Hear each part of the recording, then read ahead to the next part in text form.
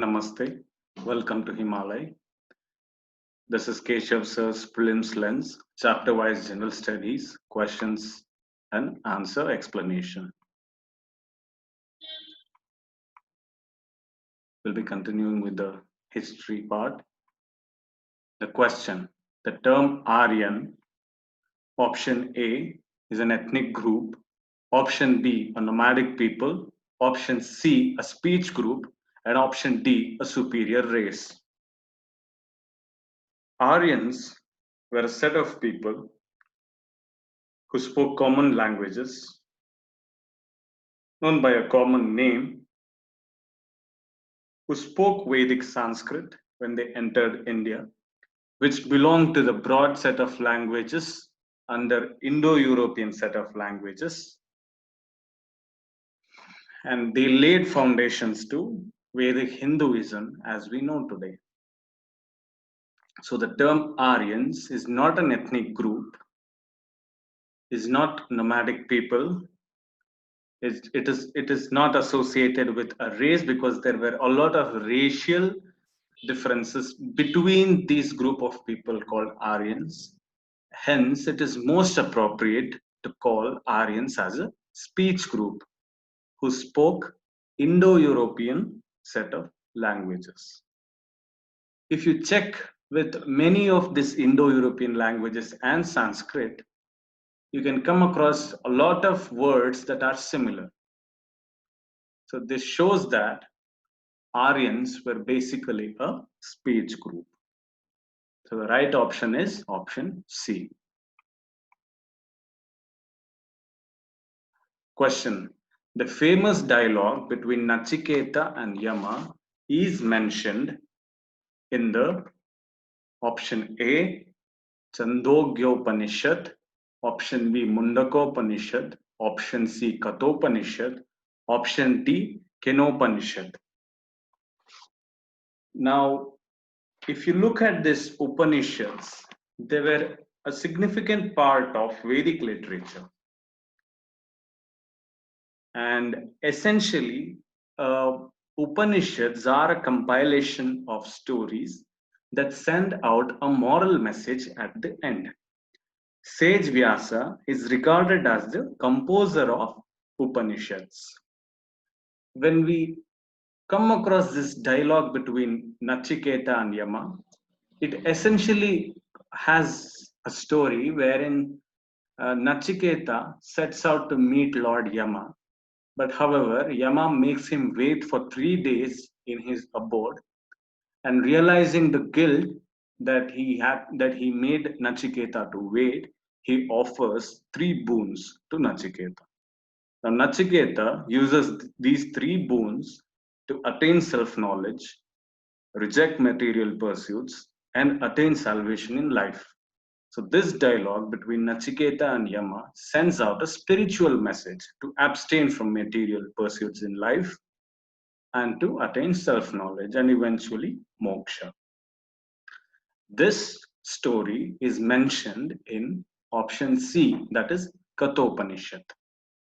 So the right answer is option C, Katopanishad. Satyameva Jayate, which forms a part of Ashoka emblem, comes from a particular Upanishad, which is actually mentioned in the given options. Please try to find that out.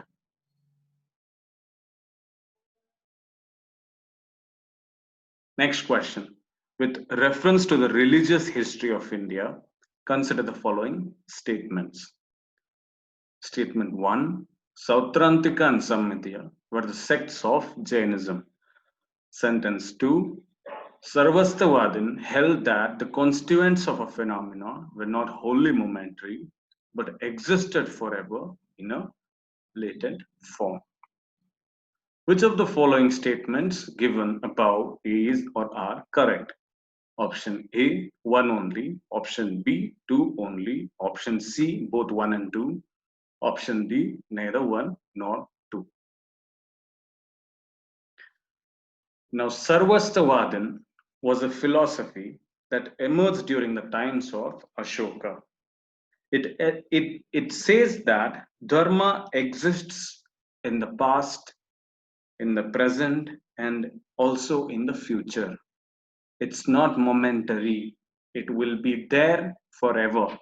For example, honesty as a part of dharma existed even before you, and honesty as dharma exists even now, and even after you pass away, the same dharma will be existing. So it eventually sends out a message that goodness will be existing or dharma will be existing forever. Okay, and these are something that cannot change. So it gives out a message to live a good life, basically. So this was Sarvastivadin. So going by this, statement 2 is right. Sautrantika and Sammitya were two sub-schools or subsects under this broad philosophical school called Sarvastivadin. They were not the sects of Jainism, but rather Buddhism. Now, Sautrantikas were those who relied on sutras, Buddhist sutras, as authoritative. Whatever is mentioned on sutras, in sutras, is ultimate. Sammitya essentially was the Hinayana. It had its belief in the Hinayana school, and for some reason it was against Mahayana and Vajrayana schools of Buddhism.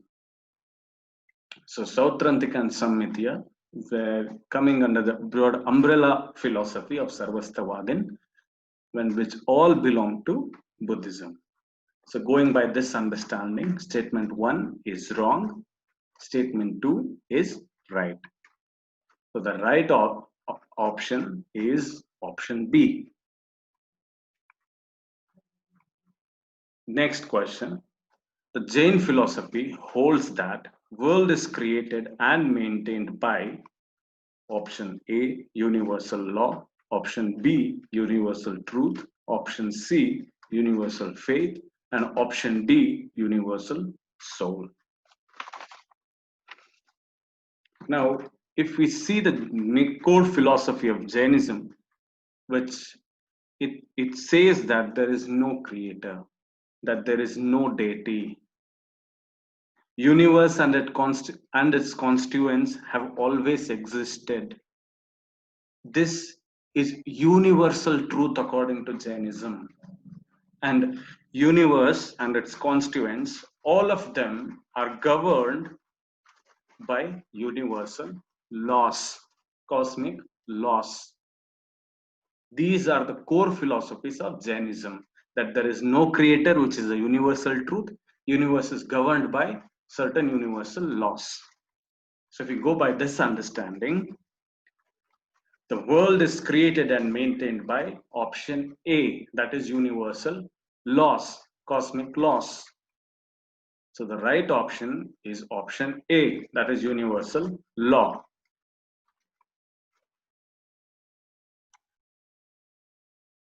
Consider the following statements. Statement 1, the Ishwaku rulers of southern India were antagonistic towards Buddhism. Statement 2, the Pala rulers of eastern India were patrons of Buddhism. Which of the statements given above is or are correct? Option A, 1 only. Option B, 2 only. Option C, both 1 and 2. Option D, neither 1 nor 2. According to ancient texts, there were two Dravidian dynasties. One is the Solar dynasty, which we call as Surya Vamsha. The second is the Lunar dynasty, which we call as Chandra Vamsha. The people or the dynasty which worshipped the solar god they were called Surya Vamsha, and it was founded by a person called Ishwaku. Ishwaku was the first ruler who enforced Manusmriti, or else the laws governing Hindu way of life. He ruled from Kosala, which is the present day Uttar Pradesh, on the banks of river Sarayu. Many Buddhist texts mention that Gautama Buddha was a descendant of Ishwaku clan. Going by this evidences, it is safe to assume that Ishwakus were not antagonistic towards Gautam Buddha. And it is also interesting to know that Lord Rama also belonged to this Ishwaku clan, who ruled from Ayodhya as their capital. So, statement 1 will be wrong. The Palas were an imperial power and one of the major phases of Indian history in eastern part of India. The Palas were a set of military conquerors. They were the patrons of Mahayana Buddhism and also they gave patronage to Shaivism. It was founded in 8th century by a person called Gopala, and it ruled or else flourished till 12th century AD. In the course of their rules, they built magnificent architectural elements like grand viharas, for example, Somapura Mahavira, and a lot of temples. They also patronized Nalanda and Vikramashila universities. So it's quite adequate that they give immense and eager patronization to Buddhism. It is also important to know that the Pala rule reached under the zenith of Dharmapala and Devapala. Dharmapala was the ruler who established Vikramashila University. So going by this understanding, statement 2 will be correct. So the right option will be option B. Statement 2 is correct, not 1. The next question. With reference to ancient Jainism, which one of the following statements is correct? Statement A, Jainism was spread in South India under the leadership of Stulabahu. Statement B, the Jainas who remained under the leadership of Bhadrabahu were called Shvetambaras after the council held at Pataliputra. Statement C, Jainism enjoyed the patronage of Kalinga king Kharavela in the 1st century BC. Statement D, in the initial stage of Jainism, the Jainism worshipped images unlike Buddhists. Now, Jainism underwent a split into 2 sects, Digambaras and Shvetambaras. They split over differences on factors like details over the life of Mahavira, spiritual status of women, whether monks should wear clothes or not, on what rituals to follow, or which texts are to be accepted as authoritative texts. So when Jainism split, Bhadrabahu was the one who took Jainism to South India, and he headed the sect of Digambaras. Those who remained under the leadership of Stulabahu were called Shvetambaras. So option A and B are wrong. Option D, when Jainism emerged, it was against the orthodoxical religion, out of which image worship was seen as an orthodoxy. So in the initial stages, Jainism did not worship any images, though in the later stages, images of Tirthankaras came to be worshipped. So in the initial stages, it was not the case. So option D is also wrong. Kharavela was one of the major rulers of Mahameghavana dynasty. Information about him comes from Hathigumpa inscription, I'm sorry, which says that he gave extensive patronage to Jainism. So option C will be right. Next question, consider the following statements. Statement 1, Vardhamana Mahavira's mother was the daughter of Lichavi chief Chetaka. Statement 2, Gautama Buddha's mother was a princess from the Kushalan dynasty. Statement 3, Parshvanatha, the 23rd Tirthankara, belonged to Banaras. Which of these statements is or are correct? Option A, only 1. Option B, only 2. Option C, 2 and 3. Option D, 1, 2 and 3. Now, Vardhamana Mahavira's mother was known by the name Trishla, and she belonged to the Lichavi clan. However, she was not the daughter of Chief Chetaka, rather she was a sibling to him. So statement 1 is wrong. The second statement is correct. Gautama Buddha's mother was a princess from the Koshalan dynasty. This is the fact. Third one, Parshvanatha, yes, he was the 23rd Tirthankara. He was born 273 years before the birth of 24th Tirthankara, that is Mahavir Jain, and he lived around the regions of the present day Banaras. Okay, so going by this understanding, statement 1 is wrong, statement 2 and 3 are right. So the right option is option C. The next question, in ancient India, Buddhist monasteries, in ancient Indian Buddhist monasteries, a ceremony called Pavarana used to be held.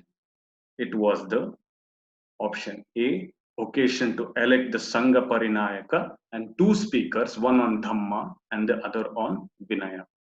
Option B, confession by monks of their offenses committed during their stay in the monasteries during the rainy season. Option C, statement C, ceremony of initiation of new person into the Buddhist Sangha, in which the head is shaved and when yellow robes are offered. Option D, gathering of Buddhist monks on the next day to the full moon day of Ashada, wherein they take up a fixed abode of the next 4 months of rainy season.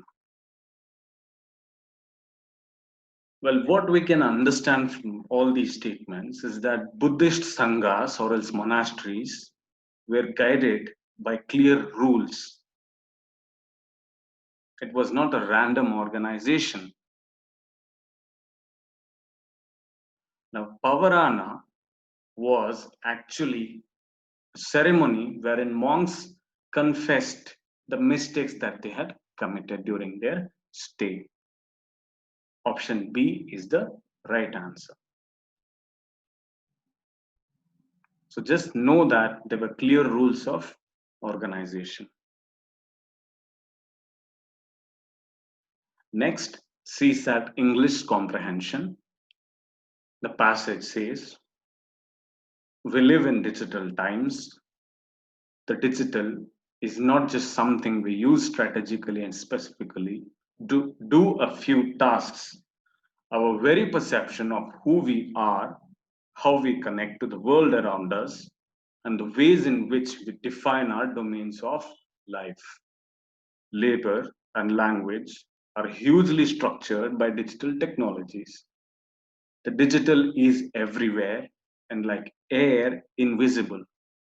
We live within digital systems. We live with intimate gadgets. We interact through the digital media, and the very presence and imagination of the digital has dramatically restructured our lives. The digital, far from being a tool, is a condition and context that defines the shapes and boundaries of our understanding of the self, the society, and the structure of governance. Now, before we head into what the question is, when you come across these sort of passages, initially it may look like it is a mix of complex English, confusing statements, but there is a key to go or else solve questions regarding these passages. Number one, you have to read the paragraph multiple times. Number two, it's not essential to remember every word from the paragraph. Rather, try to grasp the essence of the passage. These 2 points you have to remember. Now, if we grab the essence of this paragraph, it essentially sends out a message that digital technologies has become a part of our life. It is shaping and reshaping our lives. This is the simple essence that we can carry from the passage. Now let us look at the options or the question. Which among the following is the most logical and essential message conveyed by the above passage? Essential message. Option A, all problems of governance can be solved using digital technologies. Option B, speaking of digital technologies, is speaking of our life and living. Option C, our creativity and imagination cannot be expressed without digital media. Option D, use of digital systems is imperative for the existence of mankind in future. Now, if you look at options A, C, and D, they are far-fetched. They're talking about extremities, which is not suitable to the given passage. There is never a mention or else they have not given a message that all problems of governance can be solved. Neither they have sent out a message that creativity and imagination cannot be expressed. They have just said it can shape our creativity. And they have obviously not said this digital systems is imperative for the existence. So option A, C, and D are far-fetched. So the right answer will be, and the most logical and so close to the essence of the paragraph is option B. Speaking of digital technologies is speaking of our life and living. This is the right one.